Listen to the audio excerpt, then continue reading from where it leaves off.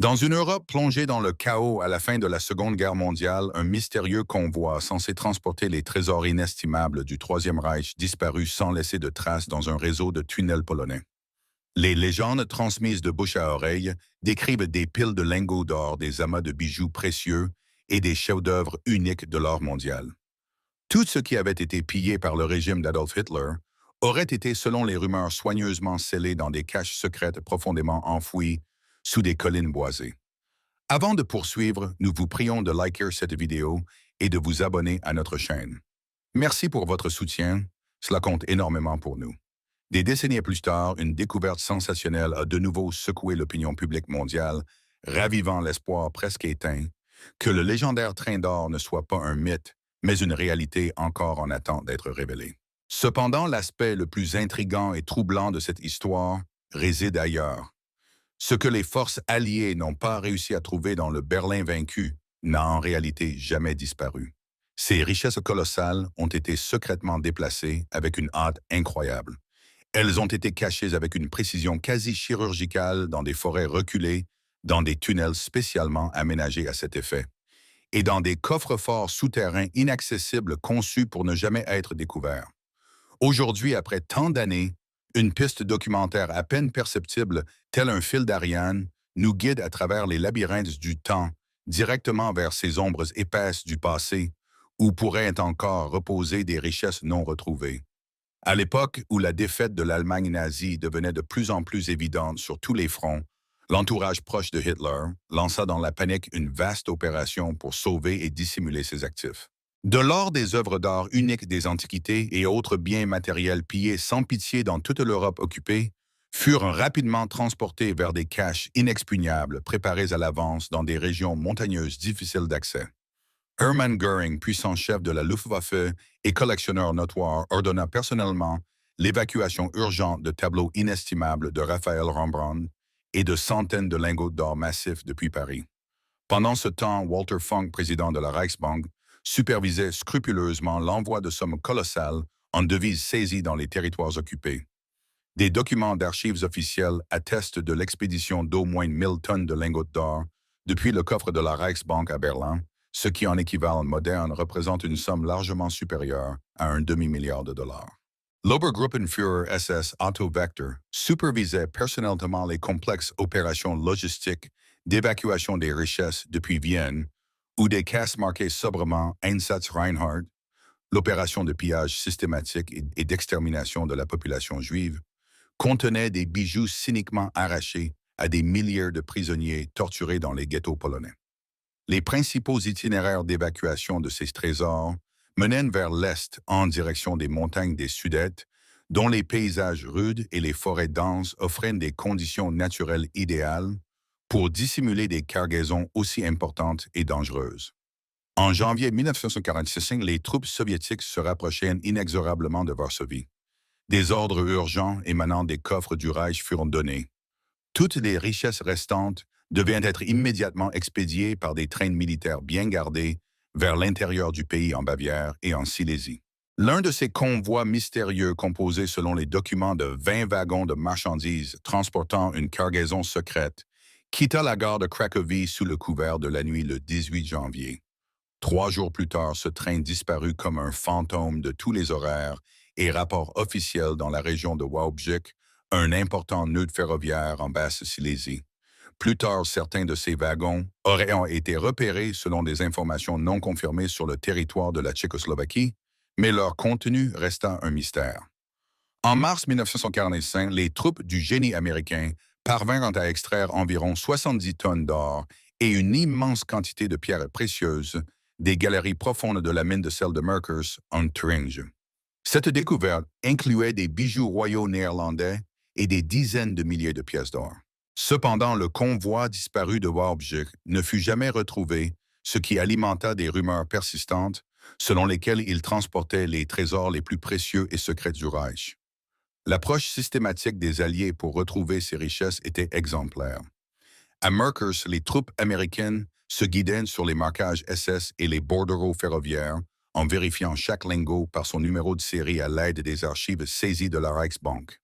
Tout ce qui était trouvé était soigneusement documenté, photographié et transporté par les camions de l'armée américaine vers Fort Knox.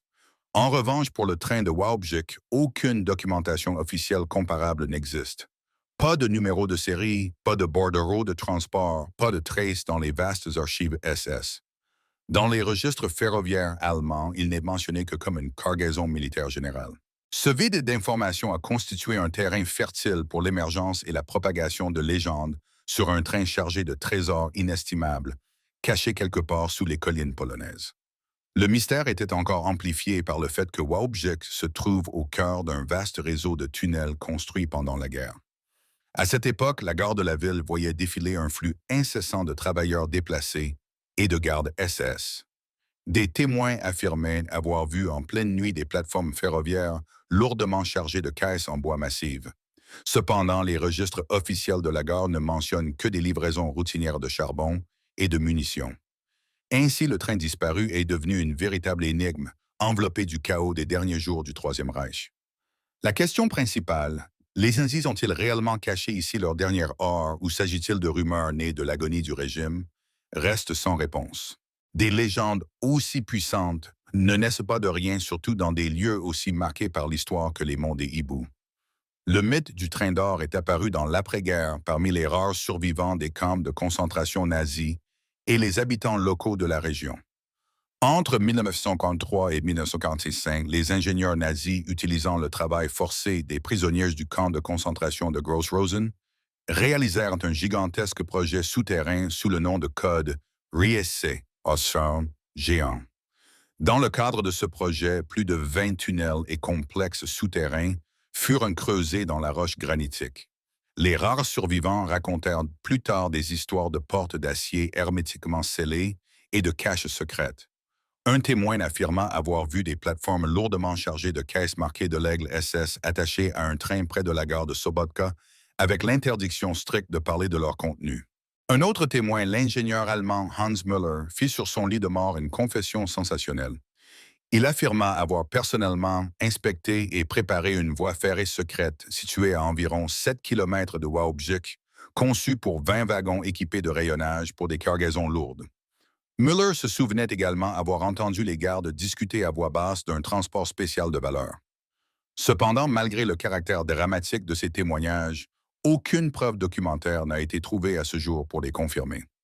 La presse locale de Wrocław s'empara activement de cette histoire. En 1978, le journal Gazeta Wrocławska publia des esquisses de plans supposés des tunnels et des témoignages de témoins ayant entendu des trains gronder sous terre. Les historiens amateurs, en étudiant minutieusement les horaires des trains, notèrent un vide inexplicable entre le 19 et le 22 janvier 1945, période pendant laquelle le train d'or aurait pu disparaître. Dans les années 1980, des chasseurs de trésors commencèrent à organiser de petites expéditions dans les montagnes du Harz et des Hiboux, explorant des mines effondrées. L'anthropologue Anna Zamorska expliquait la persistance de cette légende par un mélange de traumatisme de guerre, d'atmosphère de secret et de fierté locale. Avec le temps, les souvenirs des témoins se déformaient, transformant de simples convois militaires en transports mythiques de trésors. Mais l'idée d'un dernier secret non élucidé du Reich était trop séduisante pour être abandonnée. Pour les habitants de la région déprimée de Wałbrzych, la légende devint un symbole d'espoir pour une renaissance et une prospérité économique. En 2015, une révélation radar sensationnelle secoua la Pologne. Le chercheur Piotr Koper et l'auteur allemand Andreas Richter présentèrent au public des images de géoradar montrant, selon eux, un train de 100 mètres enseveli sous une colline près de Wałbrzych. Le vice-ministre polonais de la Culture Piotr Juszowski déclara publiquement être convaincu à plus de 99% de la réalité de cette découverte. Une frénésie médiatique sans précédent s'ensuivit. Wałbrzych fut envahi par des journalistes, des chercheurs et des curieux. Des souvenirs thématiques firent leur apparition dans le commerce. Cependant, la communauté scientifique accueillit cette nouvelle avec prudence. Le professeur Janusz Madej de l'Université AGH de Cracovie avertit que les particularités géologiques de la région, des schistes fissurés et des cavités remplies d'eau, pouvaient parfaitement imiter des objets métalliques sur un radar.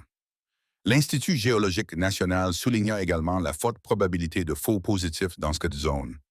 Les critiques des méthodes de Cooper et Richter notèrent que ce duo s'était déjà fait remarquer par la promotion d'histoires de trésors très controversées. Néanmoins, en octobre 2016, ils obtinrent une autorisation judiciaire pour commencer des fouilles officielles. Les médias suivirent chaque étape des chercheurs, mais après plusieurs semaines de forage intensif, ils furent confrontés à une déception. Les foreuses tombèrent sur une roche granitique monolithique. Pas de train, pas de caisse, pas la moindre trace de métal. Fin décembre, le ministère polonais de la Culture mit officiellement fin aux travaux invoquant l'absence de preuves et des préoccupations de sécurité. Le site fut comblé. Cet épisode fut ironiquement surnommé par la presse la grande mystification du train d'or. Cependant, il démontra clairement à quel point les technologies modernes peuvent être utilisées pour raviver de vieilles légendes et pour de nombreux passionnés, il ne fit que raviver leur détermination à poursuivre les recherches. Les chercheurs modernes ont tenté à plusieurs reprises de retrouver le train insaisissable en utilisant tout l'arsenal des méthodes scientifiques.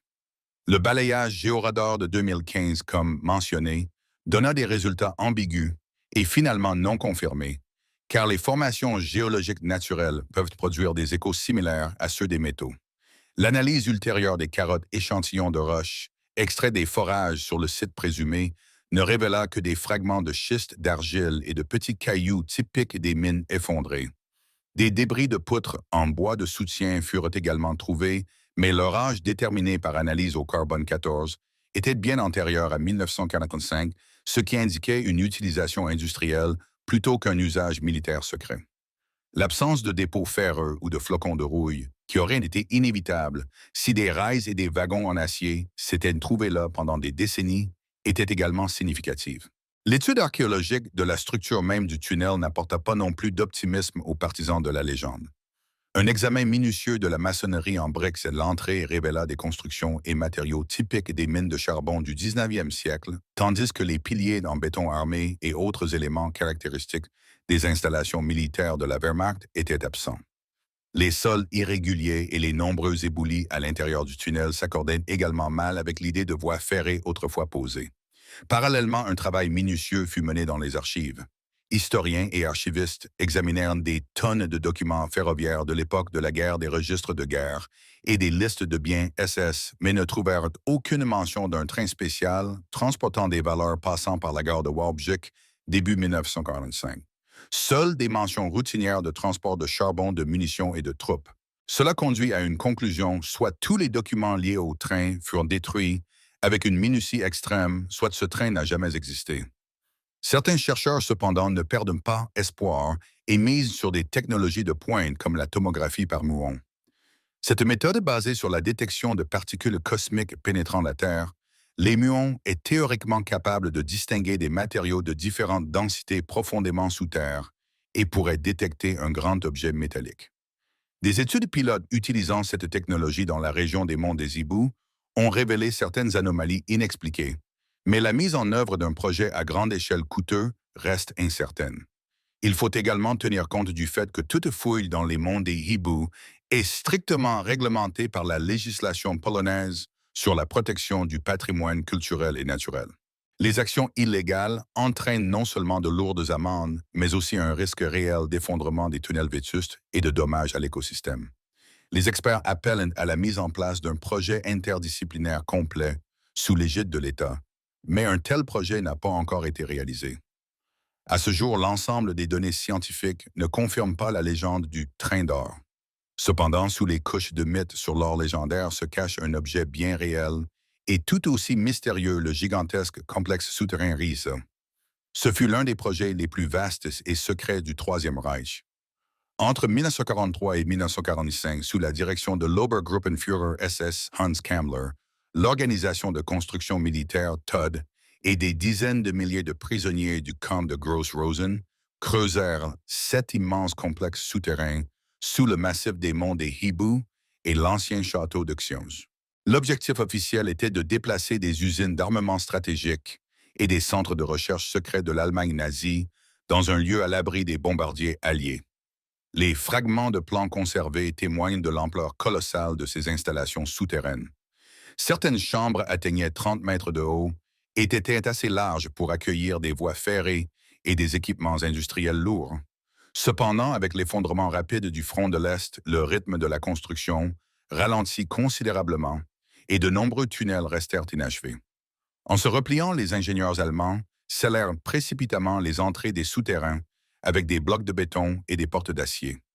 Certains complexes comme Ossovka, Vodaj et Jetchka ont été transformés en musées et sont partiellement accessibles aux touristes, mais de vastes sections du réseau souterrain restent fermées et inexplorées.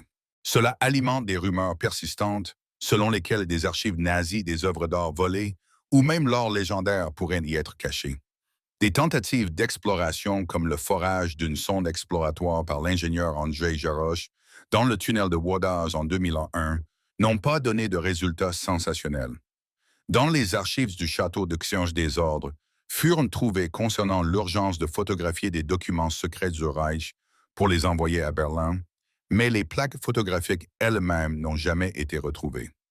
Les restrictions d'accès à la plupart des sites de risée, liées au risque réel d'effondrement des structures et à la présence de munitions non explosées, ne font qu'accentuer l'aura de mystère et d'attraction de ces lieux pour les chercheurs. Il est instructif de comparer cette histoire floue à des cas bien documentés de découverte de trésors nazis. Ainsi, en avril 1945, dans la mine de sel de Merkers, les troupes américaines découvrirent en plus de 100 tonnes d'or, une immense quantité de pièces de monnaie, des devises étrangères et des bijoux précieux. Chaque objet fut identifié par des numéros de série et des documents d'accompagnement de la Reichsbank, puis soigneusement catalogués et envoyés à Fort Knox. Un autre grand dépôt fut trouvé dans la mine de sel d'Altosee en Autriche, où les nazis cachèrent en plus de 6000 œuvres d'art uniques, dont des chefs-d'œuvre de Michel-Ange, Jan van Eyck et Gustav Klimt. Grâce à une documentation détaillée et aux efforts de l'unité spéciale Monuments Men, ces trésors furent sauvés et rendus à leurs propriétaires légitimes. Des découvertes similaires accompagnées de documents précis furent faites à Siegen et à Nuremberg. Tous ces cas ont un point commun, la présence de registres précis de bordereaux de transport de listes de biens et de registres bancaires. Dans le cas du train d'or de Wałbrzych, une telle documentation n'existe tout simplement pas. Les registres de la gare de Wałbrzych ne mentionnent que des transports routiniers de charbon et de munitions. En l'absence de preuves documentaires, l'histoire du train reste au niveau d'une hypothèse intrigante mais non confirmée. Malgré cela, la légende du train d'or a eu un impact considérable sur la région de la Basse-Silésie, la transformant en un véritable aimant touristique. Dès les années 1990, l'ingénieur polonais Mariusz Trynkiewicz tenta des fouilles non autorisées dans le tunnel de Rzeczka, qui se soldèrent par la découverte de débris de construction et des amendes. Après les découvertes radar de 2015, l'intérêt pour la région connut un regain spectaculaire. Des circuits touristiques, des safaris pour le train d'or, des hôtels thématiques et des produits souvenirs firent leur apparition. Selon l'Université de Wrocław, cela entraîna une augmentation notable du flux touristique. Cependant, tous les habitants et experts locaux ne partagent pas cet enthousiasme. Les écologistes s'inquiètent sérieusement des dommages potentiels aux écosystèmes souterrains fragiles et à la préservation des tunnels eux-mêmes. Les archéologues, quant à eux, soulignent qu'une recherche professionnelle sanctionnée par l'État pourrait apporter des informations historiques précieuses, même si l'or lui-même n'est jamais retrouvé. Quoi qu'il en soit, la chasse au train d'or est devenue une partie intégrante de l'identité culturelle de la région, continuant d'alimenter les espoirs et d'enflammer l'imagination des gens avec des histoires de mystères du passé. Malgré des décennies de recherche intensive, le mystère du train d'or de Wałbrzych reste irrésolu. Plusieurs questions cruciales persistent et de nouvelles pistes, bien que très floues, émergent de temps à autre. Tout d'abord, il y a le livre endommagé des archives des chemins de fer allemands, mentionnant un transport militaire spécial de 20 wagons partis de Görlitz le 18 janvier 1945, où la colonne cargaison pourrait indiquer Wurzachen. Valeur. La restauration de ce texte avec des technologies modernes pourrait fournir un indice décisif, mais cela nécessite une coopération internationale et des ressources importantes. Ensuite, il y a les témoignages d'anciens prisonniers, comme celui rapportant des caisses ornées de symboles nazis introduites dans un tunnel près de Sobotka en février 1945.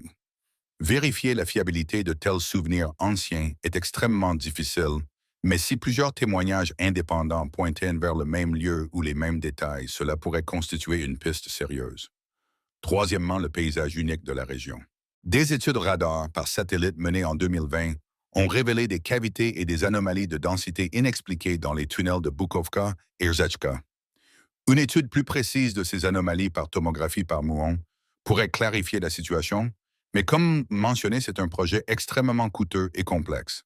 Quatrièmement, les lacunes documentaires dans les archives de la gare de Wałbrzych ou des pages des registres de janvier 1955, période présumée de la disparition du train, sont manquantes ou endommagées. La découverte de ces pages manquantes pourrait changer radicalement le cours de l'enquête. Enfin, cinquièmement, les obstacles juridiques et politiques importants qui ralentissent considérablement toute recherche officielle. Selon la législation polonaise, toute découverte archéologique datant de plus de 100 ans devient automatiquement propriété de l'État et les fouilles à grande échelle nécessitent de multiples autorisations tout en comportant le risque d'endommager des sites historiques et des complexes naturels. Il ne faut pas non plus exclure la possibilité de découvertes fortuites. Journaux, lettres ou photographies de l'époque de la guerre pourraient surgir de l'oubli et contenir la clé de l'énigme. Pour l'instant, l'histoire du train d'or de Wałbrzych continue d'exister à la frontière fragile entre l'histoire rigoureuse et la légende captivante. Chaque nouveau détail, chaque nouveau témoignage ou progrès technologique ajoute une nouvelle pièce à ces puzzles complexes qui, depuis près de 80 ans, résistent à une résolution définitive. Merci d'être resté avec nous tout au long de cette vidéo. Si vous trouvez notre travail important, nous vous prions de le soutenir avec un like et un abonnement. Pour ne pas manquer nos prochaines publications et rester au cœur de l'actualité, vous pouvez activer la cloche pour recevoir les notifications.